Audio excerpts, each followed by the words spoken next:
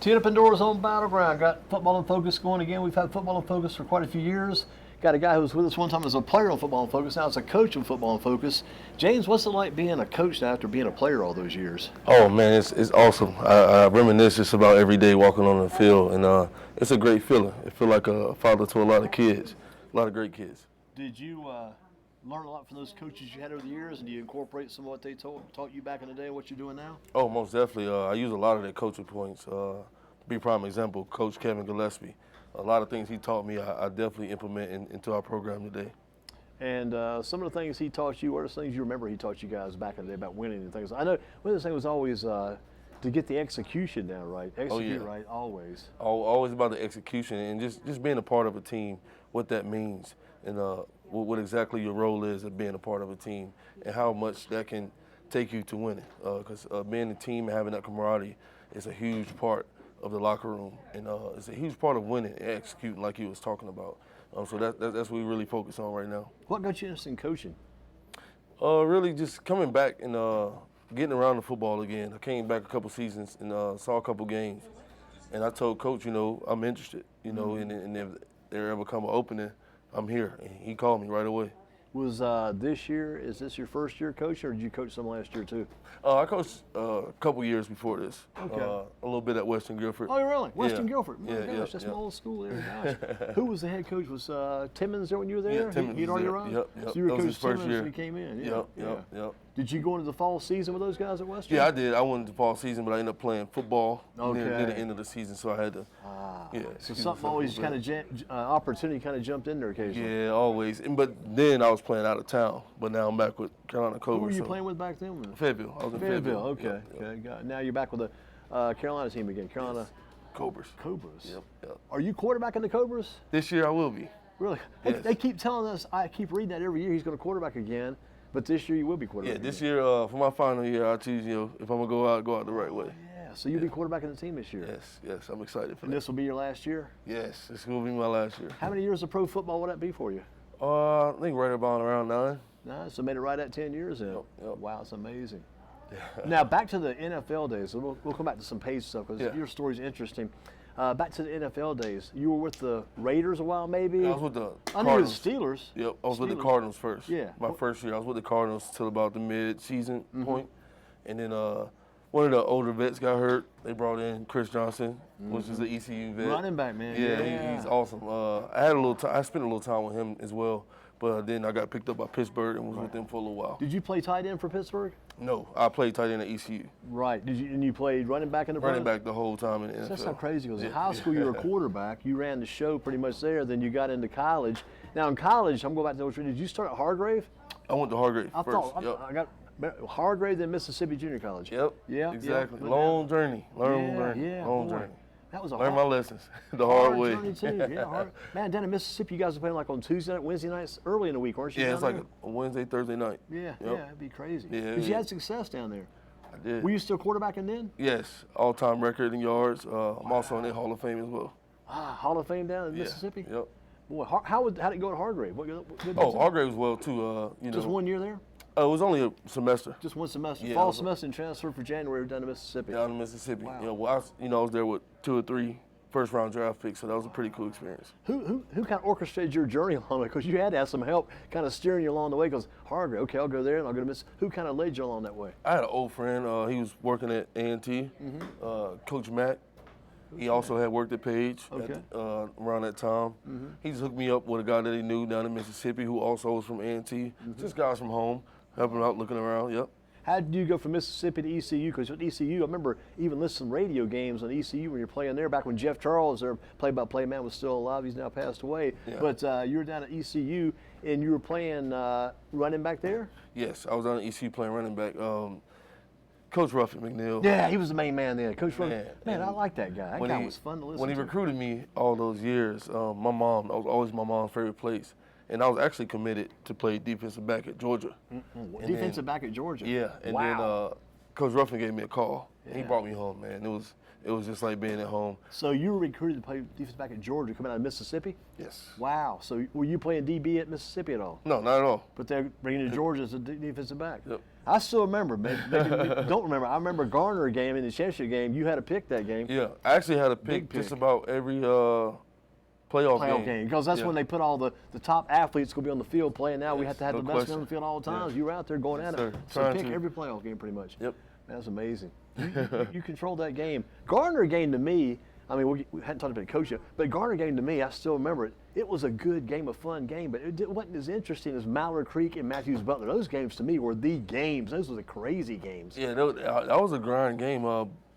Gardner had a really good defense. We had to kind of grind it away, get bits and bits. It wasn't that many big plays, so kind of bored people to sleep. But, I mean, we still put up 35 points. Yeah, you put up enough points, and they only scored. They scored, I think I had about 14. I was going to say 16, 14 points. That was it. You beat them pretty well. But, boy, that Mallard Creek game and that Butler game at your place, man, very those exciting. were some crazy. The Yeah, Ferguson sir. brothers for that one team. Oh, yeah. Matthews Butler, Riley Ferguson, his brother. And then Mallard Creek came in. Because you guys were down both those games, I think, at halftime, weren't you? Oh, well, we was down at Butler halftime, and then Mallard Creek halftime. We scored a touchdown right before halftime to go out. Yep. I remember you used Brian Spain as a key receiver that game down that right-hand corner. You threw him that pass. Yep. That Hail Mary. Momentum of the entire game changed at that That point. was the pass we talking about right before halftime. Game changer. Yep. Wow. Yep. And then the halftime of the Butler game, you guys were down, right? Yes, we were down. Somebody made us. Did you make the speech or the coaches make the speech? Because somebody told me there was always a The most big. interesting thing about that, everybody think it was some huge speech. Yeah. We walked in that locker room, Uh-huh. not one person said a word. Right in the beginning, No, the whole time. whole time. Nobody talked. Coach came in, he looked at us, he looked in our eyes, he said, all right, let's go. So nothing Not big a time word. was said. Because I'd always heard James made a speech or Coach Gillespie made a speech, some special speech, or even Coach Weeks had spoken that day. He didn't speak a lot then. Nah, Boy, it was, Mallard Creek game, we had a pretty big speech that game, but the Butler game, just came in, looked around. just came in, looked at all of us in the eyes, said, let's go to work. Yeah, I mean, when I say I had chills right now. Yeah, thinking about I mean, it lit us up because we knew where we were going. We knew we had them. it. Wow. Yep. You always said that too. Like I told you, back to the old Shane's Rib Shack. You always told me, said, we got this, we got to, and I'd always say, gosh, that James is getting brash, he's getting a little cocky, but man, you always backed it up. I believed in what we did, Yeah, man. yeah, you I sure believed in did. our work, and You I sure believe did. how 16 hard and we 0 worked. proves it too. Yeah. Man, that's amazing. Now, is that you talk about that at that time? All that belief you had, you knew you guys would get it done. Are you able to bring that to this current edition of Page football that's out there today? Yes. It's unbelievable, honestly. Great kids, man. You know, haven't been a winning coach around here, so we understand that. So turning the thing around is going to always be challenges, but the future of this program is unbelievable. I mean, we have 3 freshmen starting at key positions on offense who's scoring a lot of points That right Williamson kid's getting it done at quarterback, right? now. Yeah. He's going to be pretty special. And the Malloy kid at receiver. Yeah, you got Malloy at receiver, and you got Jesse Poole. Yeah, at running Jesse back. Poole running back. I saw him play for Mendenhall last year. Yeah, Mendenhall so- played Hairston like a championship game. But boy, Jesse Poole, he didn't mind hauling the mail there, carrying the load. He's a dog. But the He's a guy that dog. gets my attention as much as those guys, and when he came back, he wasn't with you at the beginning of the season. He was injured. When he came back, to me, that was one of the turning points. Kind of got you guys going. You still didn't win every game, but you KP. still. Yep, got to be. Yes, sir. Kasai Poindexter. Kasai I think Poindexter. does he wear number 1? Yes. He had that jersey the first year. When he was at Mendenhall, I said, when he played basketball at Mendenhall, he was tearing it up. Yeah. To me, Poindexter's always been the main man. He's a special kid. Yeah, Special kid. I He would definitely say. helped us out a lot. I can he see does, him. He I does can all see the him small on things those right. returns. If he's on a return for Page, there's a chance he could go back. Yes, sir. Every time. Yeah. So you like Poindexter? You see a lot of Yes. him I too. love all the guys, man. Oh, yeah. Poindexter, he's definitely going to be special. Definitely one of the special guys. As far as the offense goes, in the beginning of the season, you come in all those freshmen. People are looking around going, man, what about the seniors? These seniors, but the freshmen seem like they've taken charge now and they're really coming on. Yeah, it was more like that in practice. You know, you want to give your guys the best shot they have. yeah. We've had the spring with the seniors, and we had the summer with the seniors. So we had a lot of time to really be with the seniors.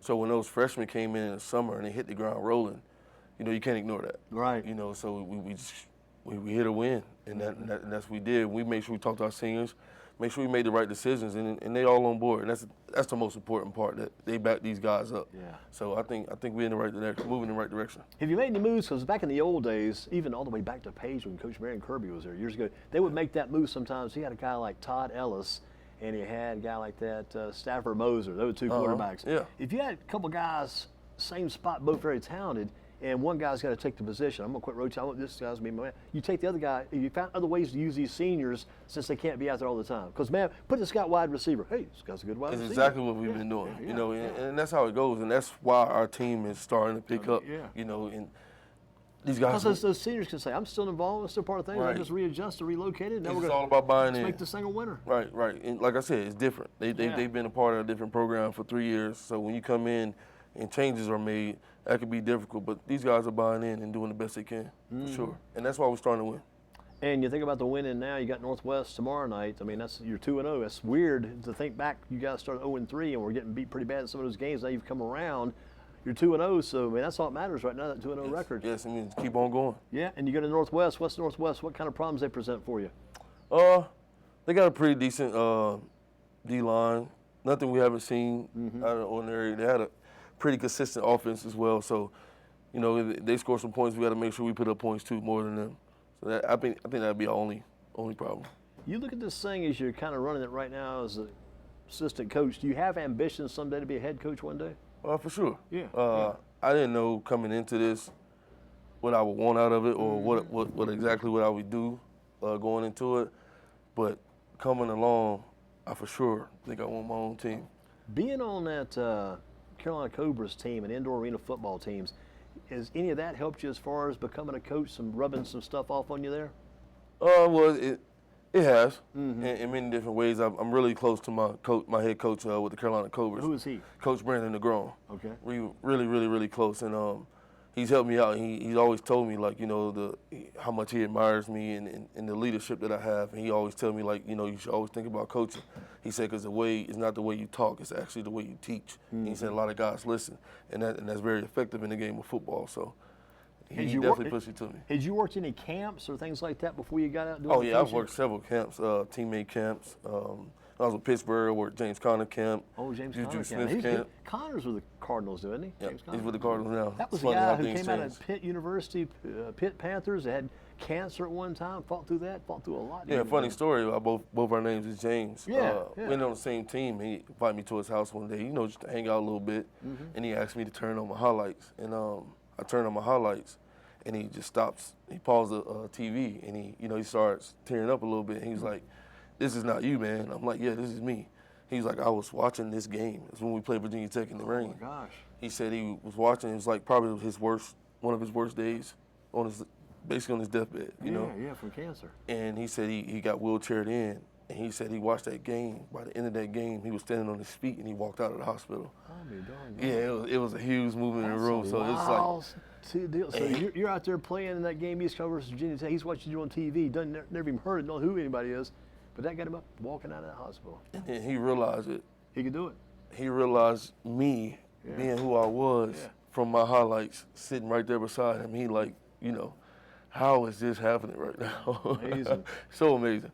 Well, so amazing. Thank God for all my blessings. Interesting journey, haven't you? Yes, well, yes. A good one, great one. Yeah. I mean, here's another thing too. We hadn't even touched on this yet too. The fact is, through all that journey, I guess maybe last week or the week before, they had the Page High School Hall of Fame. You made it to the Hall of Fame. Yes, sir. Had to feel pretty good there. I mean, that was an unbelievable feeling because we have a huge, rich tradition at Page. I mean, you can go back years. I mean, I was the youngest guy by like 20 years, so that was a huge honor to me. That's the old saying, those is getting in early. Yes. Yeah, getting in early while you're still young, you can really enjoy it. And that's why it was big for me. I mean, for someone to hand me my flowers at a young age like that, very appreciative. Wow, it's amazing, going back all those years. Yeah, it is. That Hall of Fame for Page, what was that like when you guys had like a ceremony, that type thing that night after the game, the following? Oh, it was the next day, on the Saturday. Yeah, we had it over at Sherwood. Sherwood Tennis Center? Yep. Yeah, gotcha, across the street. Yep. Here, all I want to bring up, the weird thing about this thing was when I saw the article in the paper came a little bit later after it happened, but the whole story I got, the whole thing I got in the paper was the photograph. They had a photograph in the paper, I guess it's online, because I don't see the hard copy of the paper, I usually see it online. I had a photograph of this guy wearing number 18. I thought, look at that guy. That's James right there, 18. But eyes looked about the same. Man. That photograph will really take you back. Oh yeah. Did you see it? I've seen a couple of photographs that's taking me way back, just walking through the halls of Page. So I can only imagine. Man, you accomplished quite a bit, and you're still doing a lot right now. Trying to. Yeah. Get back. You know, that's all I want to do. Oh yeah. How do you incorporate what you're doing now, because you're a player and you had to kind of do your thing growing up as a kid. But as a kid, you're taking coaching, from coaches, and you're getting they give you advice, instruction, taking on it as a kid. Now you give it back as an adult, and you got to provide discipline. How do you go about doing something like that? Because sometimes you got to get these guys' attention, whereas before, as you're a player, you just kind of play, okay, I'll get it done, coach. But now you're telling them what to do, and they've got to do it with your instruction. Right. It's kind of going back to the basics, like you said, doing what my coaches taught me, having those same tendencies, having those same theories, having those same game plans, those same executions, all those things in the same discipline.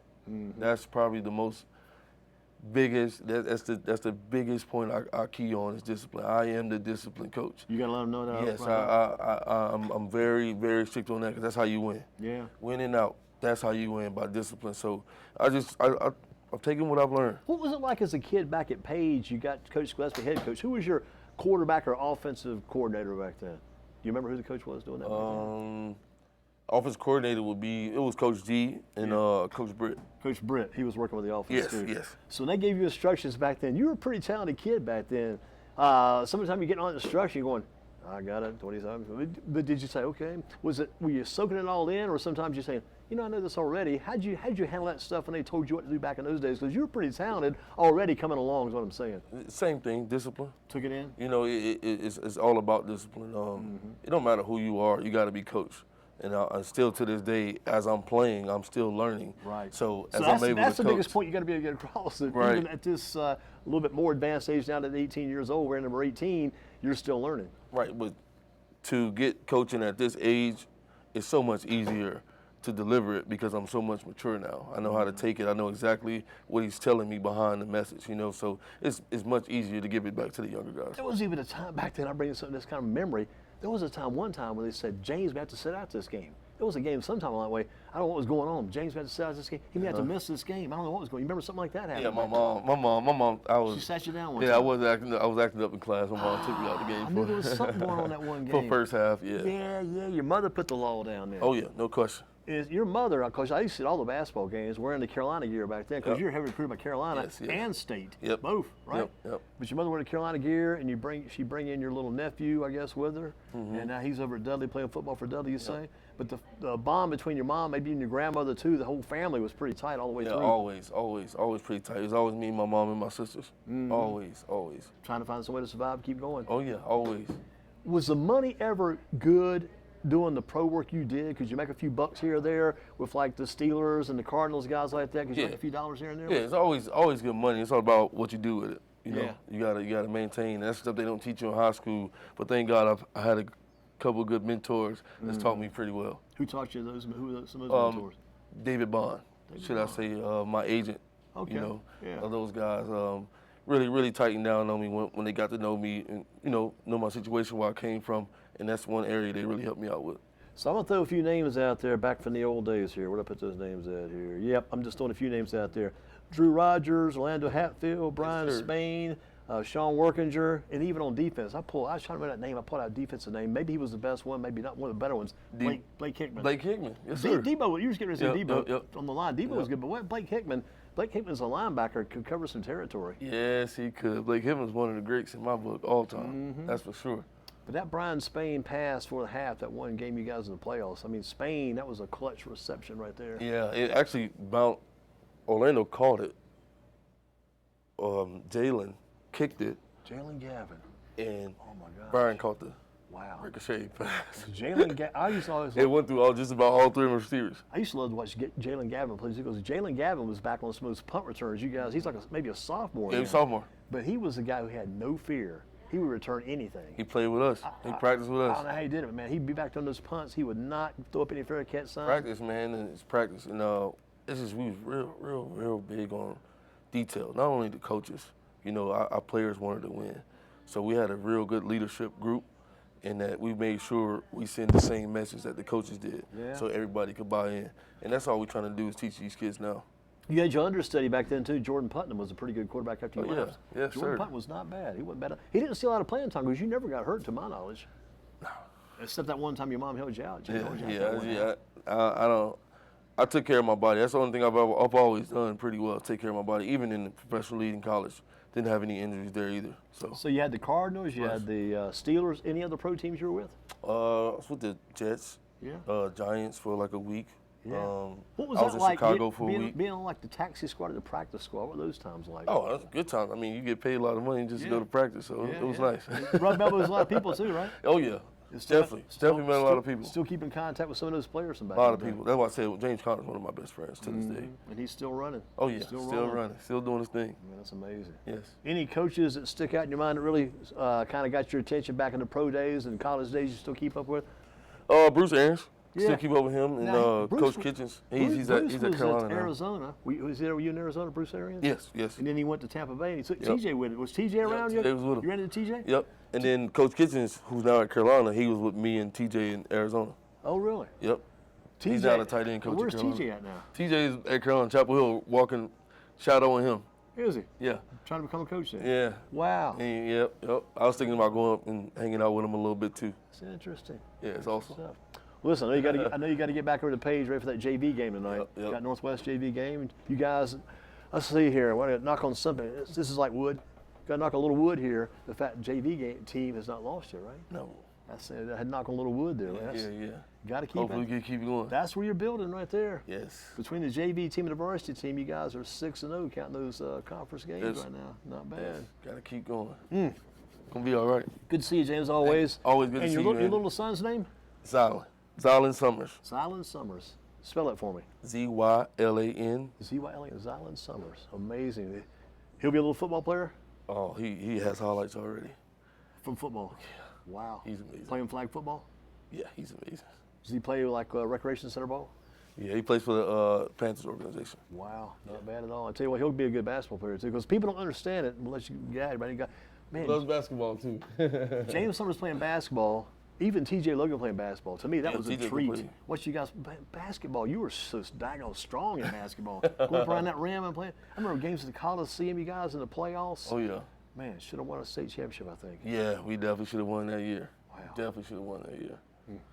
Well, James, you got work to do. Yeah. Good to see you tonight. Good Hope to to see see you you tomorrow night too at Northwest. All right, sounds good. Keep up the good work. All right, thank you. Let you grab that microphone, slip it off.